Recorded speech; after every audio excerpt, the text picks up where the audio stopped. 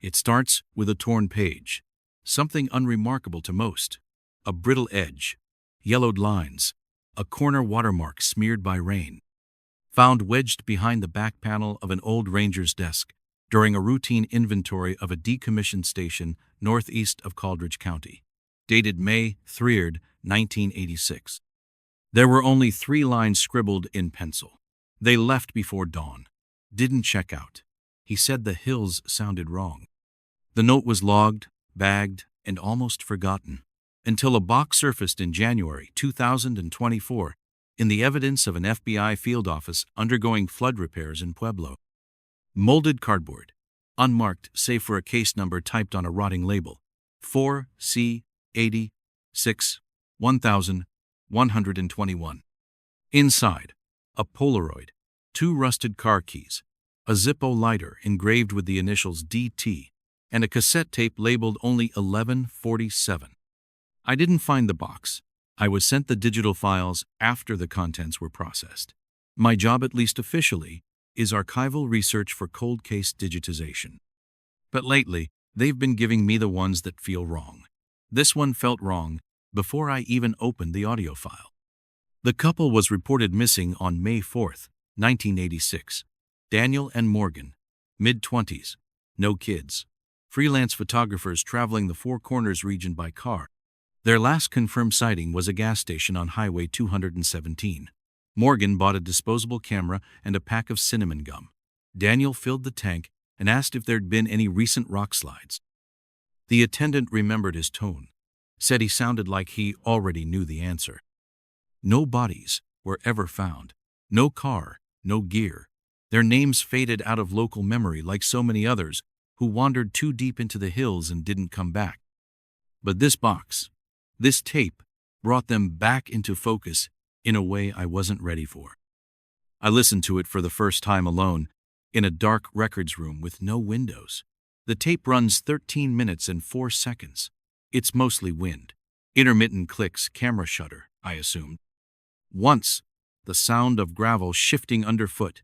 At exactly 11:47, a voice, a woman, calm but tight, like someone whispering to herself while trying not to be overheard. He said we shouldn't have come this way. I think he's right. The trees don't look right. Not grown wrong, just like they're waiting. The wind swells again, and that's it. The final minute is pure static, but I've listened to it at least 30 times now. It always sounds colder than it should. And after the 20th playback, I notice something. Underneath the static, there's a second voice. Slower, distant. Not hers, not Daniel's. This is where the story breaks open. Not chronologically, but spatially. The ranger station where the note was found is 45 miles from the last known location. The trees Morgan mentioned, only one area in the entire region, matches the growth pattern described in the Botanic Survey maps. The hills there have a name, but it was only ever used in one context. Mining reports from the 1920s. They called it the Hollow Steppe. Local topography shows no trails into the basin. None out, either. It's a natural sound trap, a bowl of red stone and pine that swallows echo. Radio doesn't work there. GPS cuts out after the 5th mile. The only recorded entrance is a collapsed rail shaft, sealed in 1964 after an incident the company called a subsurface event. In February 2024, the FBI sent in a team part of a forensic recovery operation tagged to the tape evidence. 2 men, 1 woman. They hiked in under overcast skies and didn't radio back for 7 hours. When they did, it was brief. No visuals transmitted, just coordinates. And 1 line, bring a light source, a strong one. The next transmission came 16 hours later. They had found a vehicle, confirmed make and model, buried under 15 feet of scree and pine debris. The VIN matched. Inside, 2 decomposed sleeping bags, shredded maps, an empty camera bag, and the frame of a lighter DT. The camera was gone, but 20 feet from the car, they found a cairn, unstable, recently disturbed. Beneath it, bone fragments, braided red twine, a plastic camera strap, and a second cassette tape. This one was wrapped in a Ziploc bag, inside a crushed metal lunch tin. Label, Return to Sender. The audio? A child's voice, or something close to it. They stayed too long, said the rocks felt soft, like lungs. No other words. But the breathing, dry, raspy, doesn't sync with the voice. It's layered, out of time, and the cadence, I don't know how to describe it. It loops, but not in a clean way, like someone trying to remember how to be afraid. I've spent 6 weeks cross-referencing geological, botanical, and criminal files. The hollow step appears nowhere else. But a 1979 missing persons report from a different county, unrelated on the surface, contains a description from a hiker found wandering and mute 5 days after her disappearance. When she finally spoke, she said this: "I heard trees exhale. Same area, same silence, same wordless dread." I'm not saying Daniel and Morgan found something impossible. I'm saying whatever they found left echoes, something the terrain still remembers. This isn't closure. It's a doorframe, and the tape is still playing. If stories like these stay with you long after the screen goes dark, and if you believe in following echoes that refuse to fade, subscribe. We're just getting started. The first thing they found was a boot, worn down at the heel, half buried in clay runoff that had hardened into rock.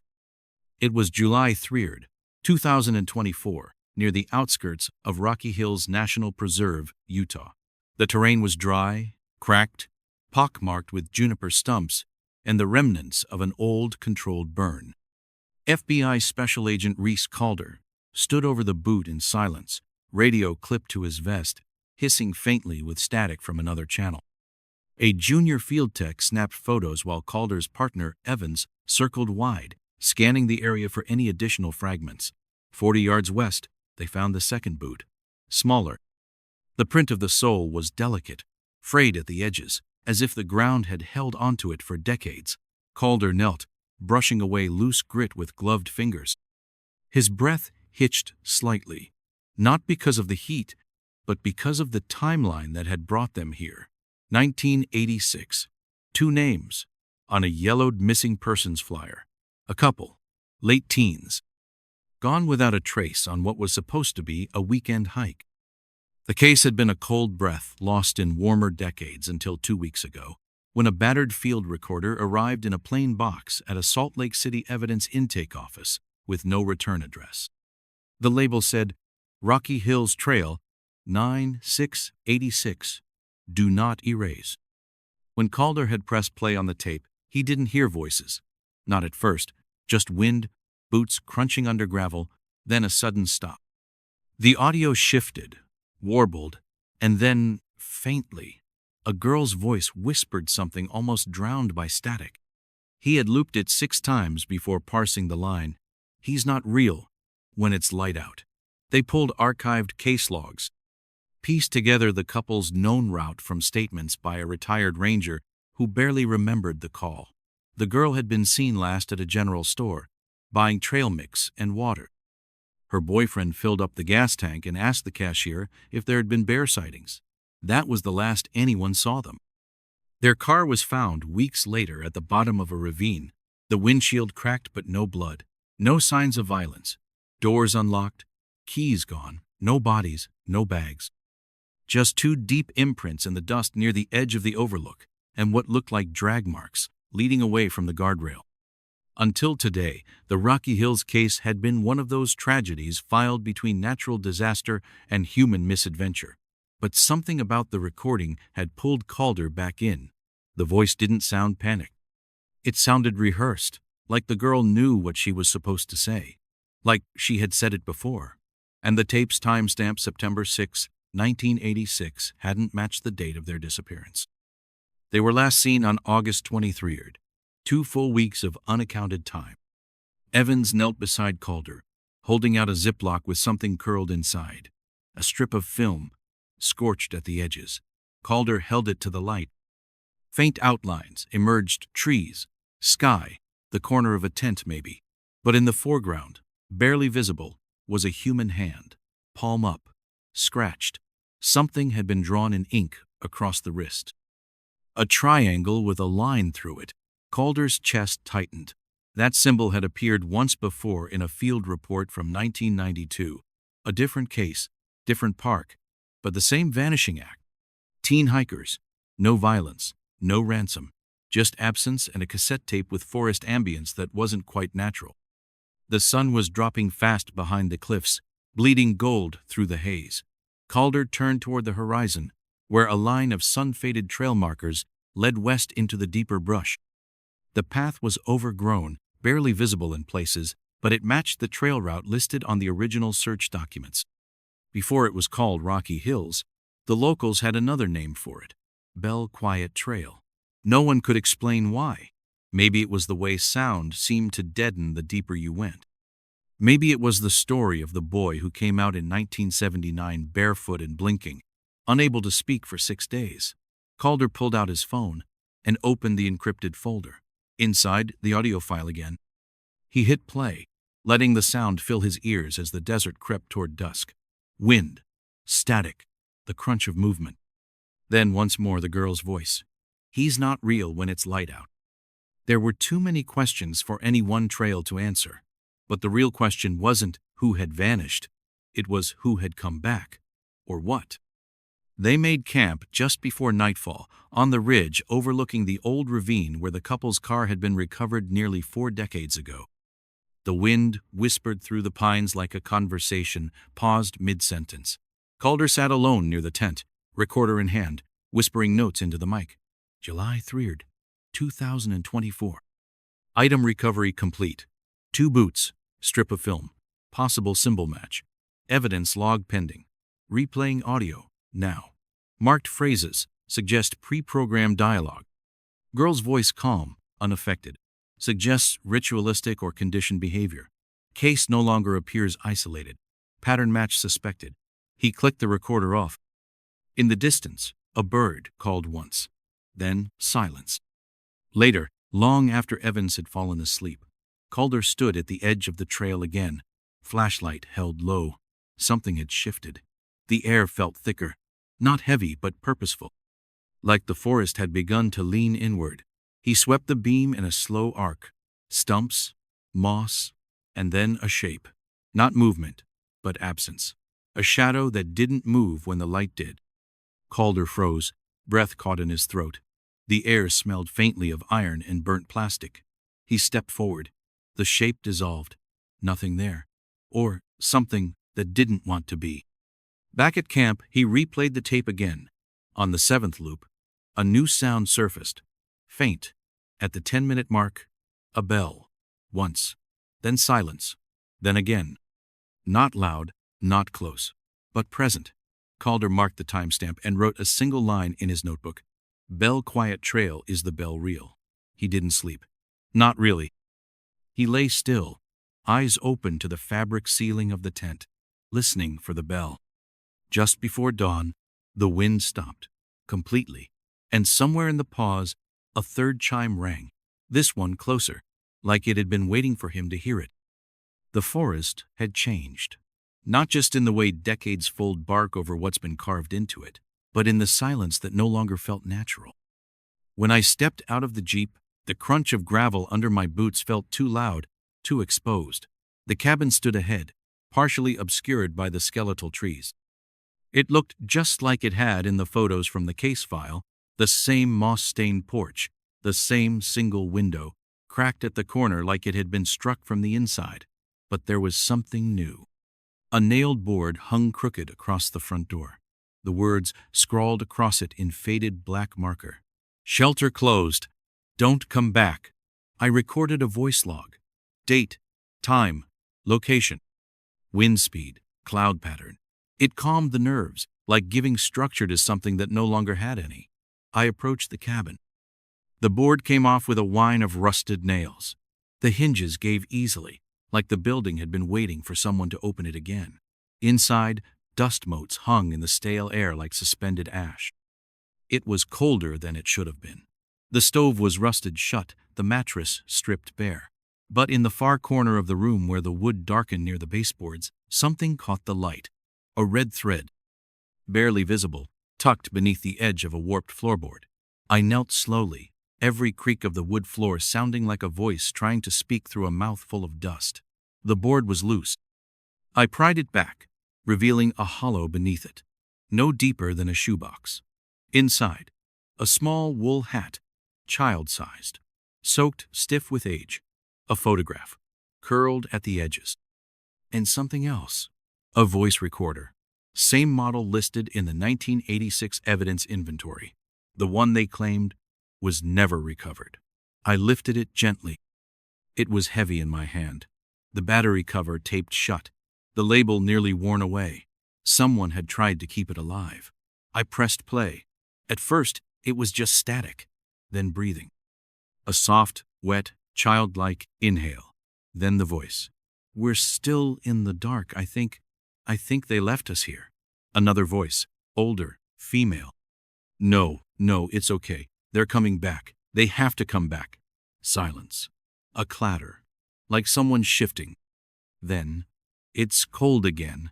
My fingers feel like glass. Can you hear it? Under the floor?" A pause. "They said not to listen. They said it only talks when it's hungry." I stopped the tape. My hands were shaking again. I took a breath, forced it down. The hat, the photo, the tape, objects as memory, echoes trapped in analog. I opened the photo. A couple in their 30s, smiling in a way that felt forced, staged. The background matched the woods. One detail jumped out. The woman wore a red wool hat, the same as the one in the box. She'd been here, likely died here, but not alone. I scanned the back of the photo.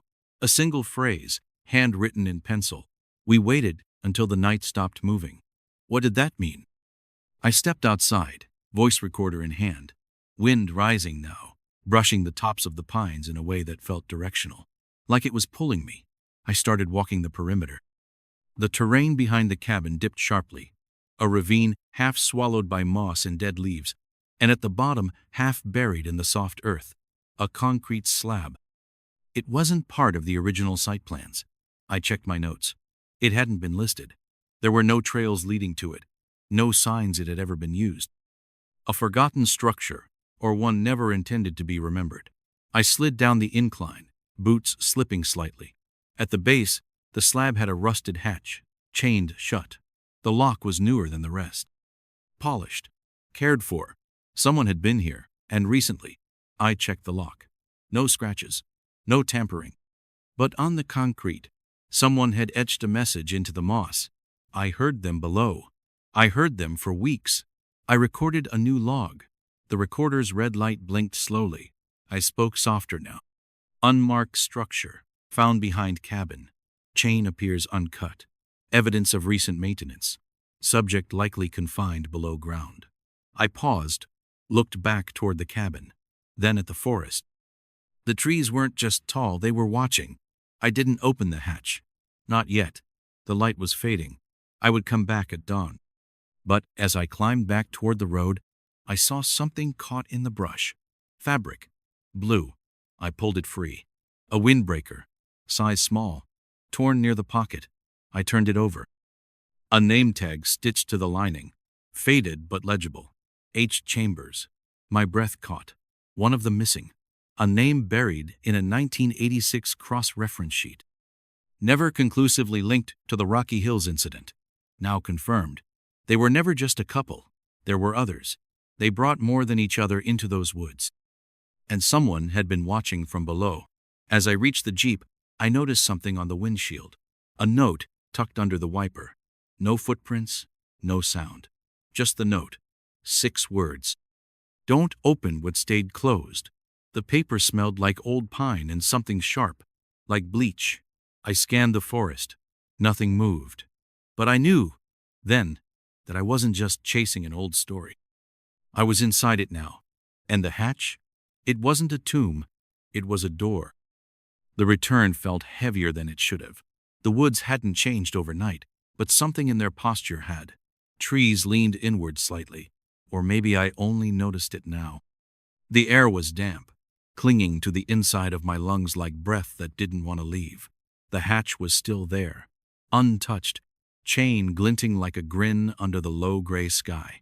I brought bolt cutters and light, the strongest one I could find. Not for visibility, for presence. Darkness down here wasn't the absence of light. It was the presence of something else. It took 3 attempts to cut the chain. The link snapped with a final, reluctant twist, and the hatch creaked open with a sound like wet hinges. The smell hit me first. Not death, not rot. Something colder, like dust and memory trapped beneath stone. I descended slowly. The concrete stairwell was narrow, curved. My beam swept ahead in arcs, catching the glint of wet stone, rusted fixtures. 20 steps down, the wall opened into a chamber. Rectangular, 12 feet by maybe 16. At the far end, a steel table, chains, a cracked cassette player bolted to the wall above it. There were markings on the walls, scratches layered on scratches, triangles intersected with lines, words barely legible. One phrase repeated, "Still here, still here, still here." I didn't move at first, just stood there, breathing like I'd forgotten how to do it right. Then I stepped forward, closer to the cassette player. The tape inside was labeled Cycle 4. I pressed play. Static. Breathing. Then the voice. Cycle begins again. Subject responsive. Repeating protocol. A pause. Then the sound of footsteps. Something heavy being dragged. Then a second voice, clearer. Young. Male. "What is this place? What do you want?" Another pause. The first voice again. Calm. Emotionless. "We told you. Listen long enough and you'll understand." Then a bell. Once. Then silence. I stopped the tape. My hand was shaking again. Not from fear. From something else. Recognition. I'd heard that voice before. On the earlier tape. But distorted. The same boy. I scanned the room again. On the table were rusted bolts, worn leather restraints. Beneath the table, something wrapped in cloth. I unwrapped it. A notebook. The pages were stuck together at the corners, but some were readable.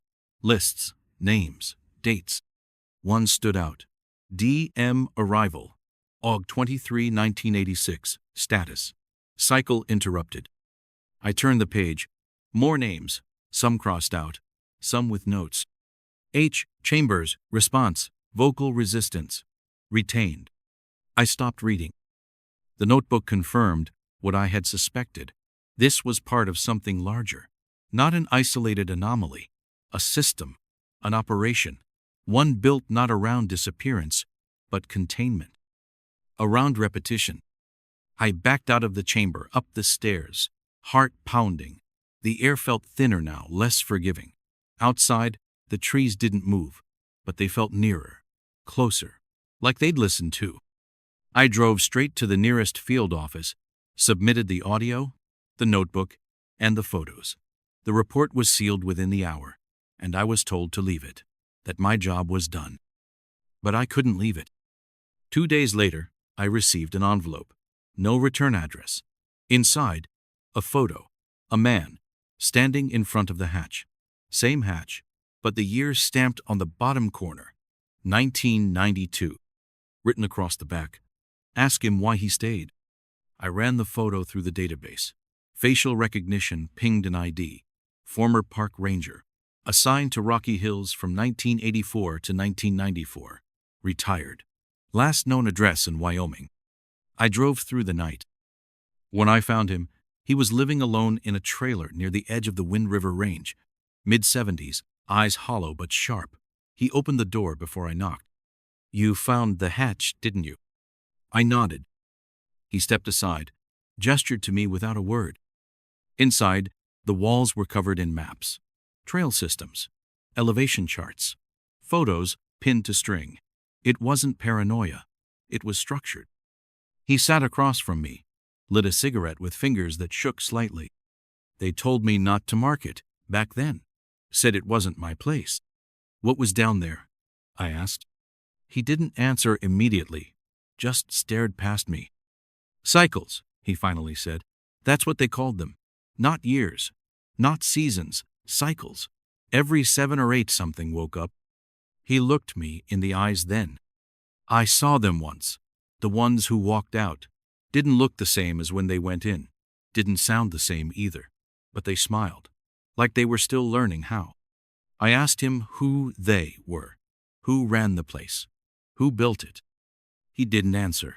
Just handed me a cassette. No label. No context. Listen to this when you're far away. Not here. Not near trees. I took it. Drove 300 miles before I played it. On the tape, voices. Some scared. Some calm. Some laughing in a way that didn't match the words. Then a phrase. Repeated. We don't leave. We remember.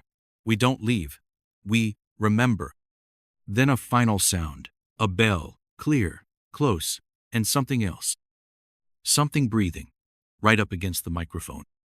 And then a whisper. Next cycle begins soon. I haven't gone back. But I don't think I have to. Some things leave with you. And some things follow. The thing about cycles is they never really end. Not truly. They loop. Spiral. Refract. They come back changed, stretched, thin, twisted in ways you don't notice until you're already too deep. I kept telling myself that, in the weeks that followed the closure, back at my desk, the case was marked complete. The files were locked. The evidence sealed. But I hadn't stopped listening. I couldn't. Not when there were still fragments. Static anomalies. Unexplained data clusters that refused to settle. Loose audio that rewrote itself in silence. Tapes that would play one way, then rewind, and offer a new message. Timestamps that adjusted on their own. Every time I played them, they grew. Not much a second, maybe 2, but enough to notice. And the voices shifted, subtly. Not new speakers, same people, different tone, like muscle memory rediscovering an old song. Or like the tape itself was learning how to speak again and remembering who it was speaking to. The hatch site was reclassified, deemed non-viable, GPS scrubbed, documents redacted to the point of incoherence, and yet every few nights, new folders began to appear in my encrypted drive. No sender, no headers, just raw data, always dumped at 3:33 a.m. Audio logs, glitched spectrograms, scans of old, frayed notes written in the margins of maps. One folder had a single image, black and white, timestamp cropped with 3 children standing at the edge of a tree line. Their faces blurred, but their bodies mirrored, posture identical, as if posed, as if directed. I took it to analysis, ran the sound samples through every filter we had access to, wavelet transforms, reverse Fourier models, even the old Cold War code breakers. One result kept recurring. A tone embedded beneath the white noise in the original Cycle 4 tape. Hidden beneath the breath and movement was a steady rhythmic pulse. Faint, biological, like a heartbeat. We isolated it, amplified it, then played it back at varying speeds. At 1.5x, it started to sound like something else. Something deliberate, not random. A cadence, then a phrase. A voice, deeply embedded in the waveform, digitally invisible, but there if you knew how to listen. Wake, remember, wake, remember. They told me it couldn't be done. Said no analog source could layer information like that without post-processing. But these tapes predated that capability. Some were on formats obsolete by the early 80s. There were only 2 explanations: hoax or something else entirely. I cross-referenced the voice with archive databases focused on unsolved disappearances. One hit came back. 92% voice pattern match. A boy named Lee. Vanished in 1997 near Bitterwood State Preserve. Never found. His last known recording was a birthday message to his aunt. The voice from the tape sounded like him, but older, hardened, like it had survived something across time. That's when it stopped feeling like a memory. It felt like replication, simulation. Whatever the hatch had been built to contain, it wasn't just holding voices. It was growing them, iterating, learning. After that, I filed for leave. Stress, they called it. A breakdown. I didn't correct them. They didn't ask questions. Maybe they already knew. Maybe they'd seen the same documents, the ones with entire pages blacked out, top to bottom, not redacted by error, but by protocol. I started driving. Back roads, desert towns, places that felt like they were holding their breath.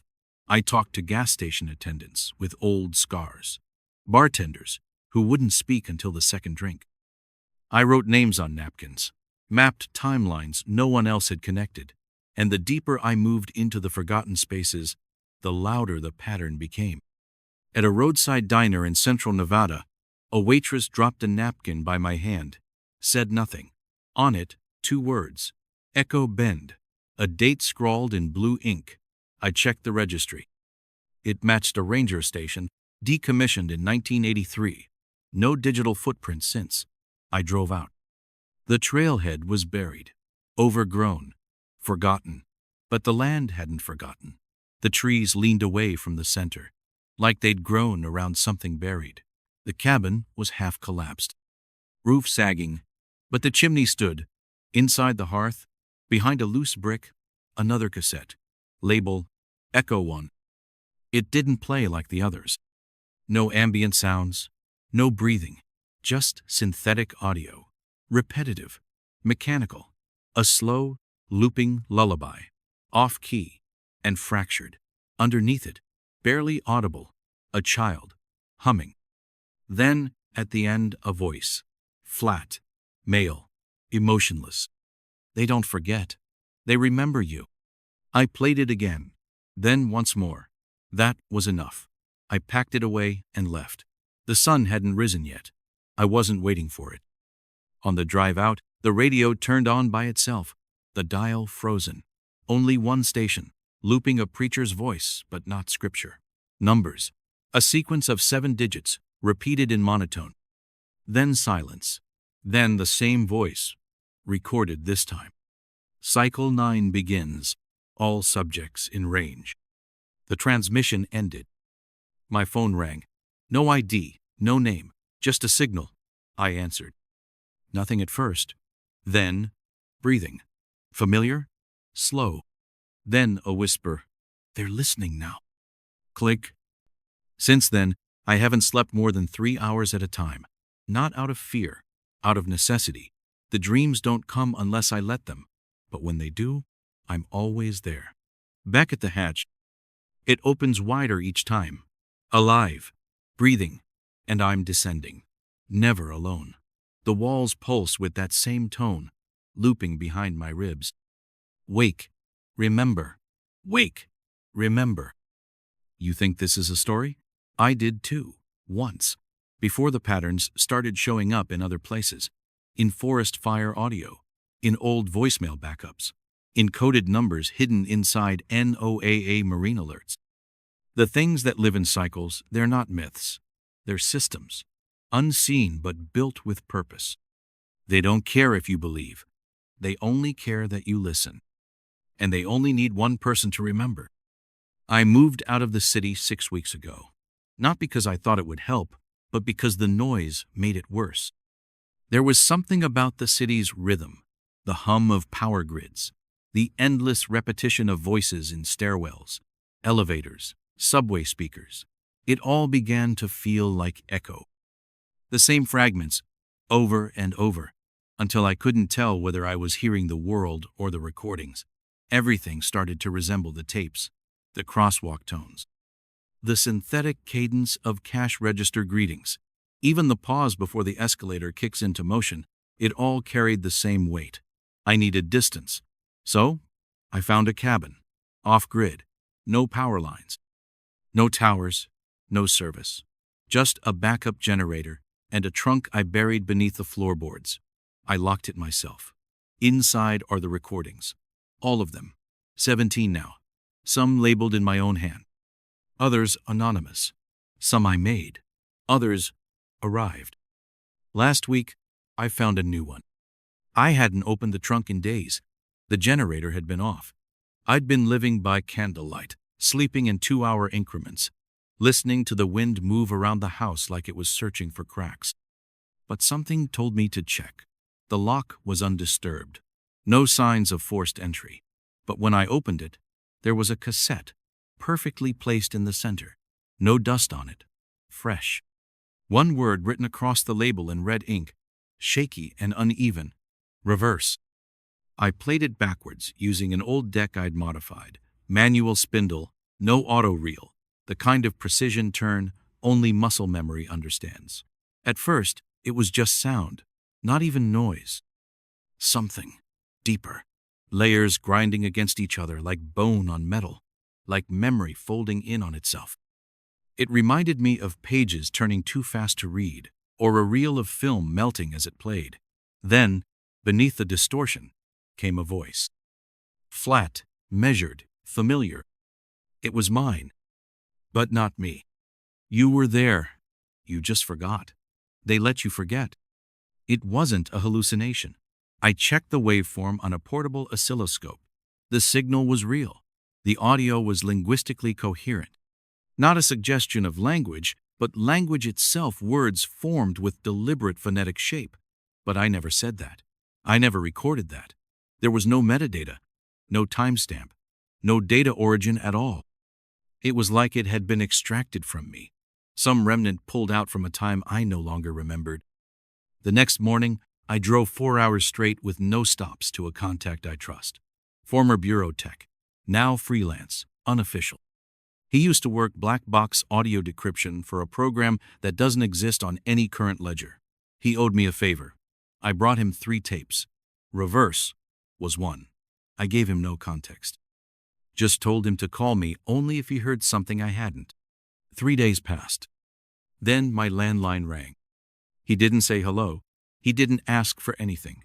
Just one sentence. There's a map underneath. He meant it literally.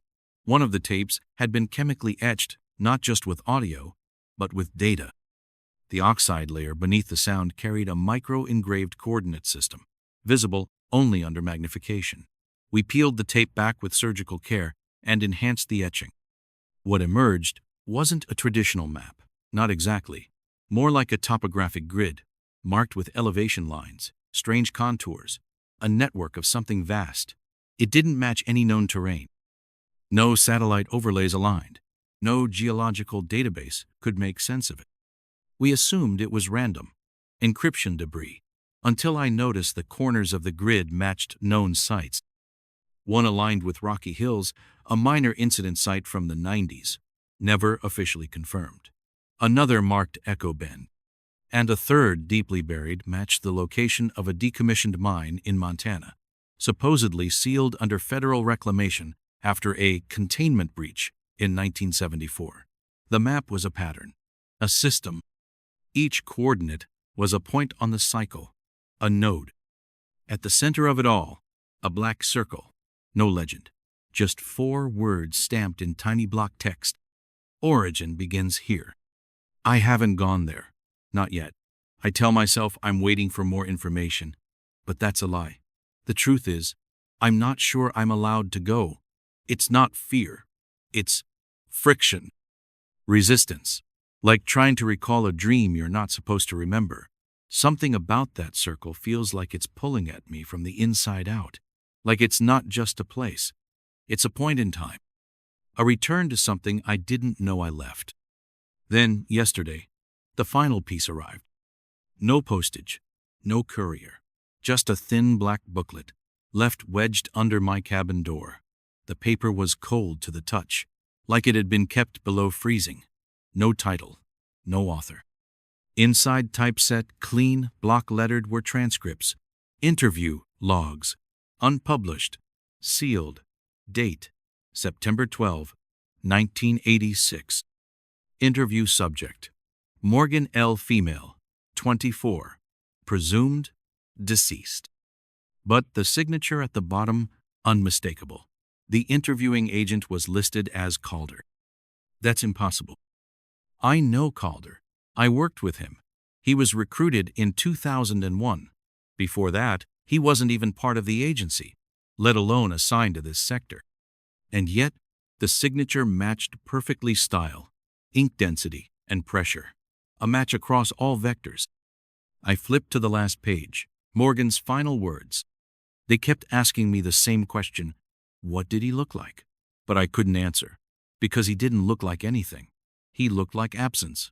Like something wearing space, the way skin wears sweat. And when he spoke, it wasn't sound. It was direction. Like I knew where to go next. Like I knew where to wait. The transcript ended with a brief note. Subject expired during debrief. Body not recovered. I copied it down by hand. Every word. Then I burned the booklet. There's no trace of it now. Except what's inside me. I don't know who sent it. I don't know why they chose me. But it confirmed something I had only suspected until now. This system, this structure of disappearance, it doesn't just take people. It uses them. There are two kinds of people within it. Those who vanish, and those who are tasked with documenting the vanishing. Maybe I was never outside of it. Maybe I was always the second kind. The recorder just lit up. I didn't touch it. The red light is blinking. The mic is active. It's recording on its own now. And somewhere beneath the low hiss of static, a new voice is forming. I can hear it shaping syllables, crawling out of the silence. It's familiar. It's mine. But it's not me. Not anymore. The 7th tape came in a book, not mailed, delivered. I found it lodged inside the hollow spine of a thrifted hardback botany for beginners. Worn, spine flaking, buried behind the rest of the donation shelf at a roadside shop in Wyoming. I hadn't meant to stop there. I was looking for gas, not pages. But something pulled. The storekeeper, a man in his 70s with sunburned cheeks and an eye that never quite met mine, said he didn't stock tapes. Didn't even own a cassette player. Claimed the book hadn't been there when he opened. Said maybe someone left it as a joke. But I knew better. It wasn't left. It was placed. I didn't touch it for 3 days. Just stared at the tape through its cracked plastic case, where someone had scrawled a single word, not in ink, but something that resembled pencil, except it wasn't on the case. It was in it, scratched into the plastic as if the word had always been part of the material, etched deep with pressure and intention. Seed. When I finally listened, it didn't begin the way the others had. No ambient preamble, no white noise, just a tone low, constant. A hum that felt less like sound and more like vibration. Something under the surface of soil or flesh. Something dormant, waiting.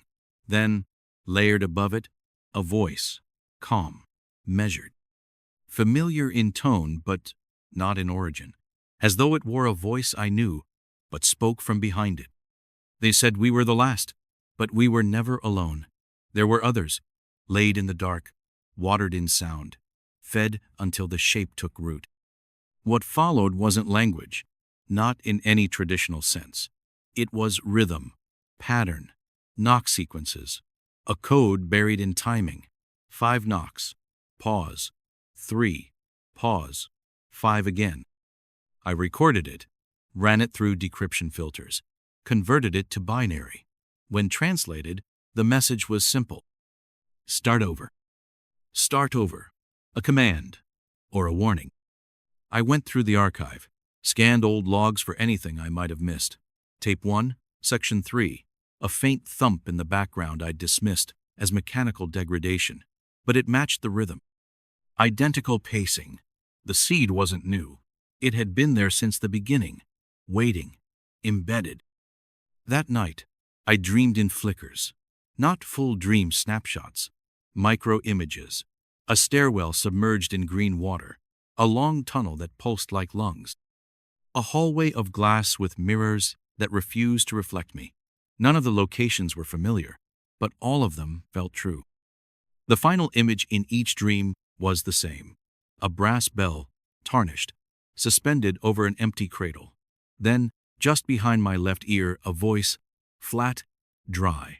Inhale without exhale. Begin again. I started charting the repetitions. The loops weren't only temporal, they were spatial, structural. Every site followed the same pattern. Access point, containment zone, auditory anomaly. And always a voice, sometimes a whisper, sometimes a chant, sometimes indistinguishable from my own internal monologue. Then something shifted. I found a distortion in tape 3, cycle 4, a 3-second glitch near the end. I'd cataloged it, tagged it as a magnetic warp, but when I overlaid the knock rhythm from tape 7, it synced exactly. It wasn't an error. It was intentional. A planted signal, a spliced insert, years apart, on tapes never meant to meet. But they were together now, all of them, with me. I returned to the map, not to Rocky Hills, not to Echo Bend, to the center point etched into the oxide layer of tape 5, the one marked, "Origin begins here." It was harder to find than I'd expected. The GPS flared, rebooted twice. My phone glitched, displaying coordinates that spiraled instead of counting down. Road signs blanked out, symbols smeared into fog. The trees, tall, silent, began to lean at impossible angles, subtly shifting behind me. Space flexed, direction unraveled. But I arrived. I think there was nothing there, just a clearing. No hatch, no structure, no residual signs of human presence. But the trees surrounded it in a perfect perimeter, leaning inward like reverent observers. And the ground was warm, not sun-warmed, subsurface warmed, as if something beneath had only just cooled or paused. I stepped into the center, waited. Then, under my feet, a resonance, not quite a sound, a pressure, like the earth was exhaling just enough to speak.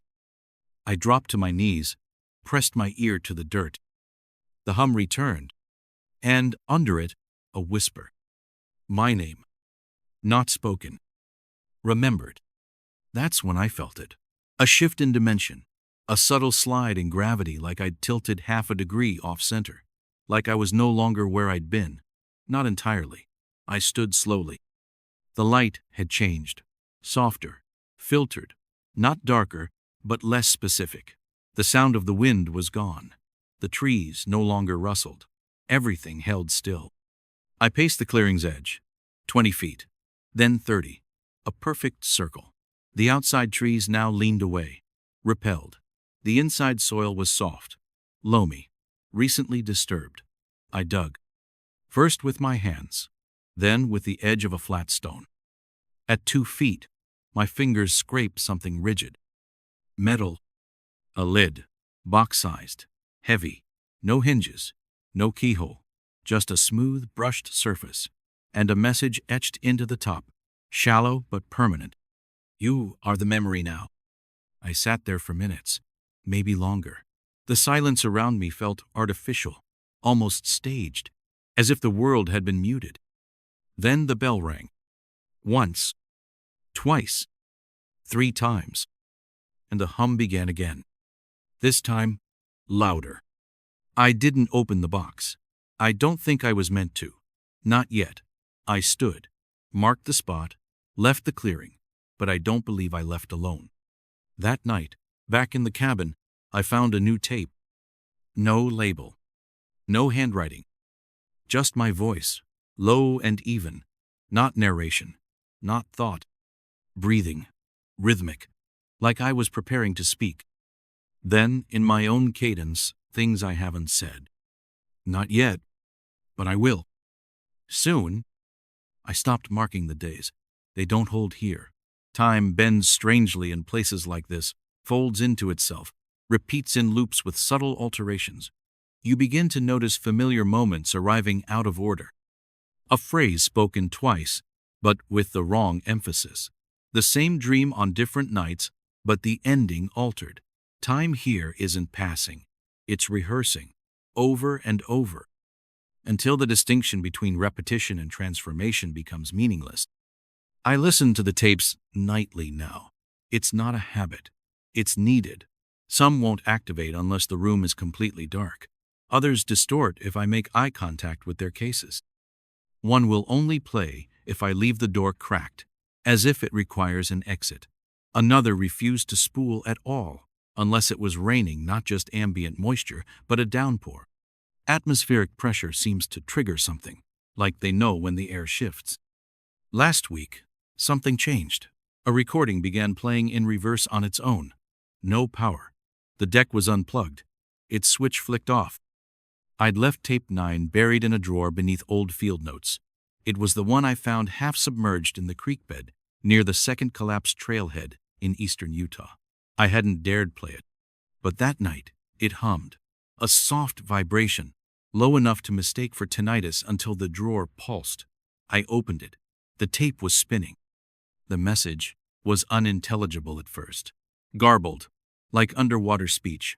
Then, slowly, a single line rose to clarity, a child's voice, steady and sure. Memory is a place, and we live there now.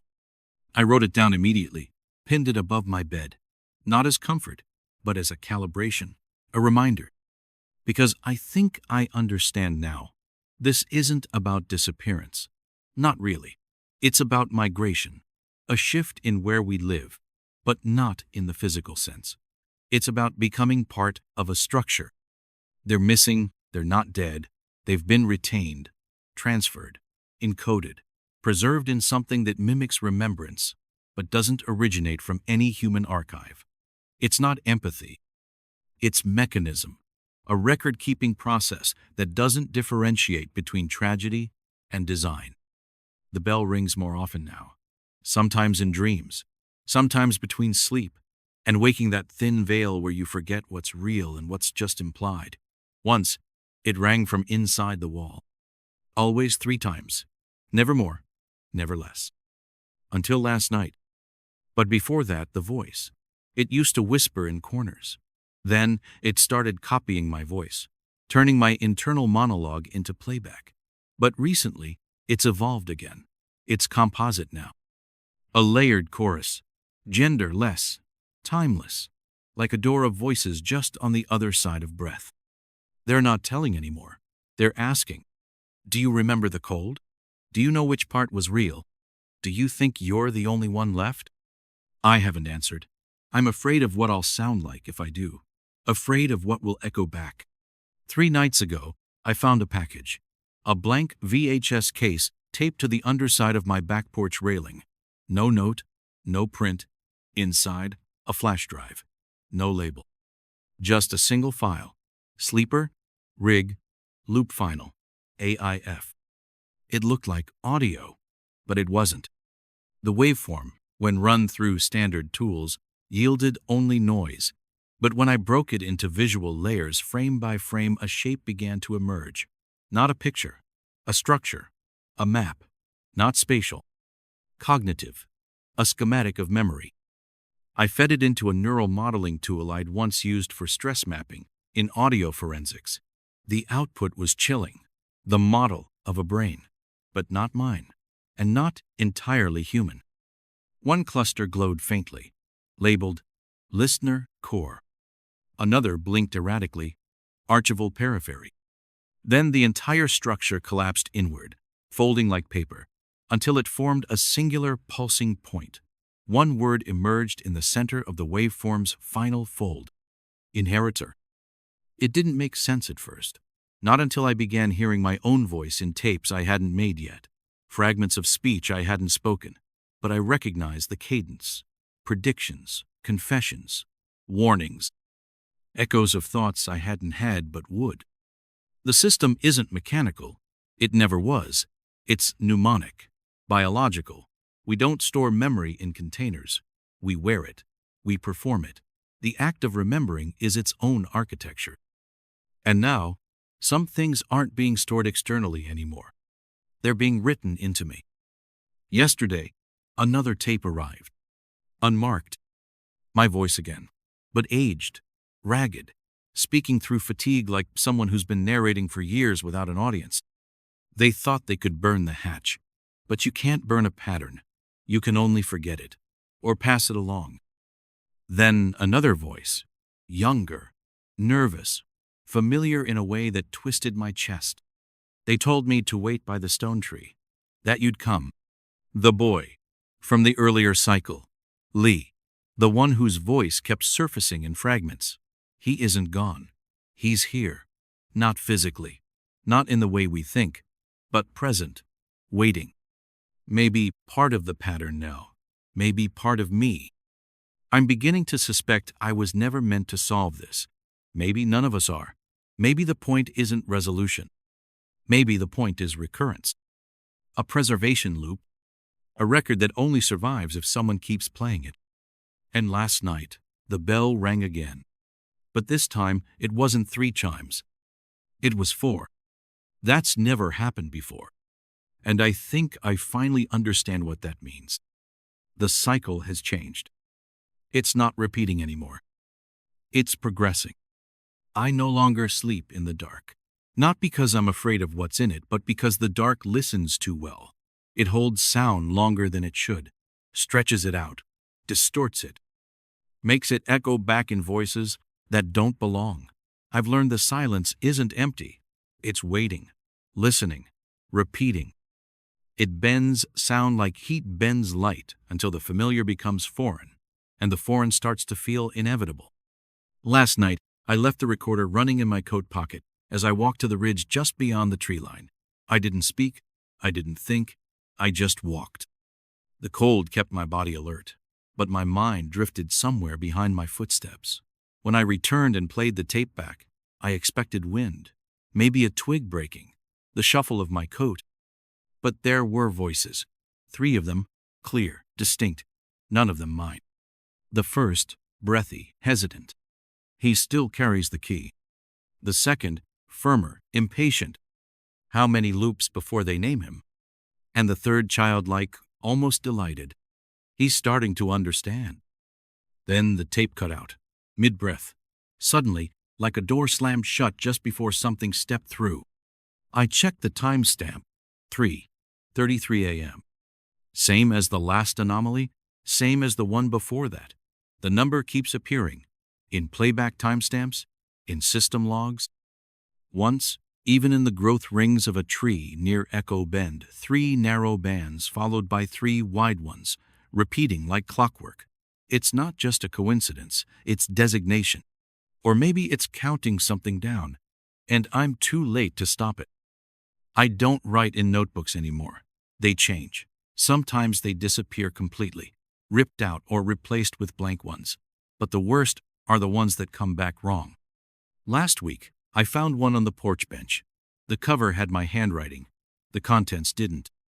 Sketches, not of objects, not of symbols. Shapes trying to become human, almost faces. Eyes drawn as empty ovals. Limbs bent wrong. Too many joints. Every margin filled with the same sentence, written in countless variations. You will give us form. I stopped reading after page 6. The last sketch looked like it had been drawn over a photograph. My photograph. I burned the whole thing. But the pages didn't crumple, like paper. They folded like skin. I've come to understand that these systems, whatever's moving behind the veil, don't behave like institutions. They don't process. They don't store.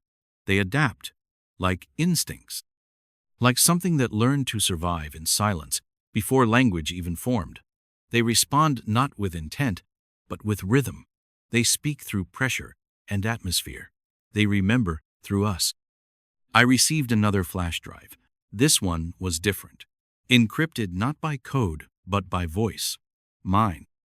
As soon as I plugged it in, the file played. No prompt, no interface. Just a single looping image. A circle, split through its center like cracked glass. Within it, a photograph, grainy, off-color. The clearing, the same one I stood in months ago. But something was different.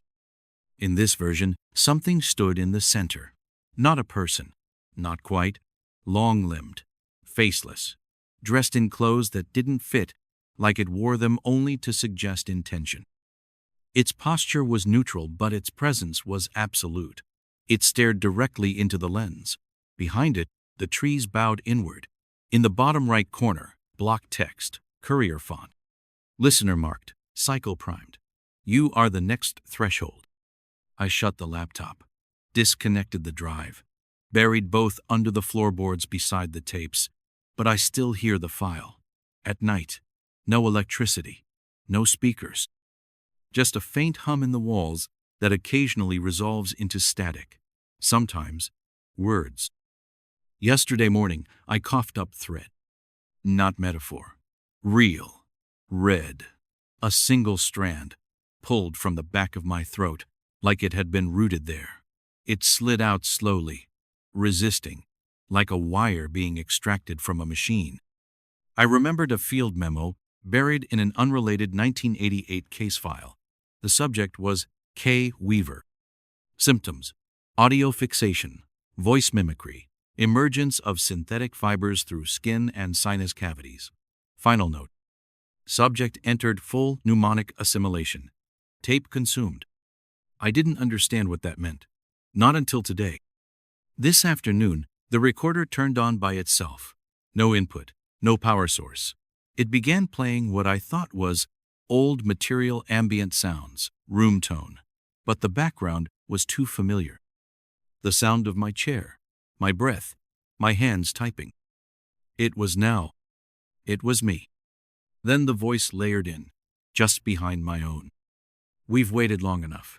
The next cycle begins in you.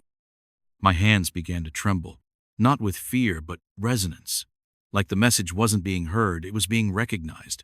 Like it had always been there, waiting for the right frequency to awaken it.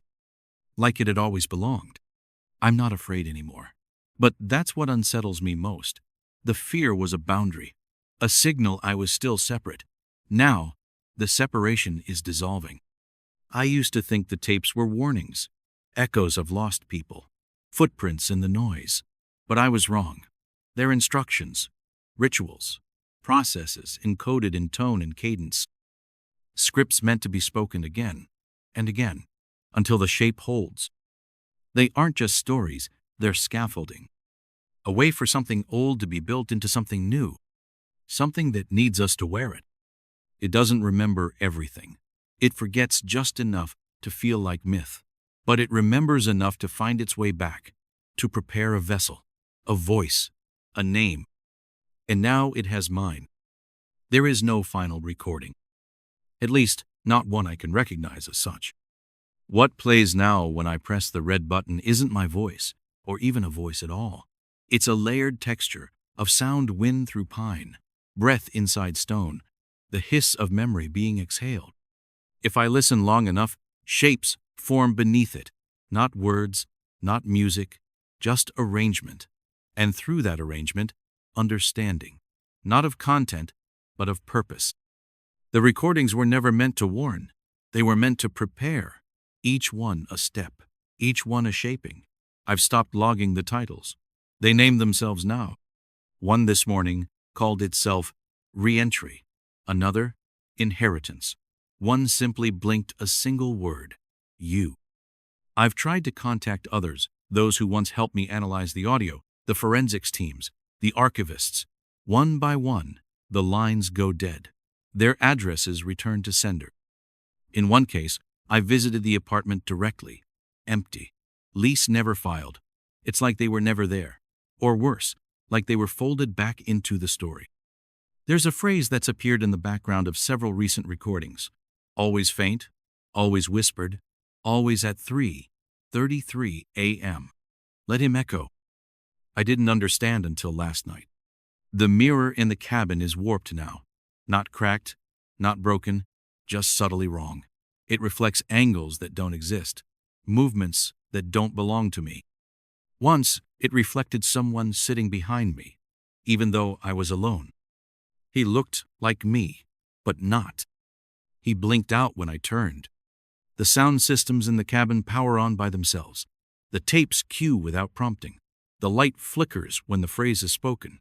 And that phrase, let him echo, is now inside me. I feel it when I speak, when I breathe, when I sleep. I am not afraid. I've passed that. What I am now is porous, and the system has filled the gaps. I received one last envelope, no return address. Inside, a single photograph. Me, sitting at the desk, writing this, but the timestamp reads tomorrow. The phrase scribbled on the back. Playback, complete. There was also a key, small, brass, familiar. It matches the one listed in the 1986 inventory as belonging to the hatch padlock. But I never recovered that lock. Or did I? Memory isn't a timeline.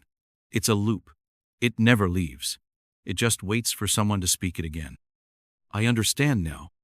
I was never investigating. I was rehearsing. Each word spoken, each breath recorded, each bell tone echoed, not as history, but as ritual. This system doesn't need believers. It needs narrators. It needs archivists. It needs voices. And now it has mine. If you've made it this far, it's already begun. You've listened. That's all it takes. The cycle isn't broken. It's complete. Let him echo.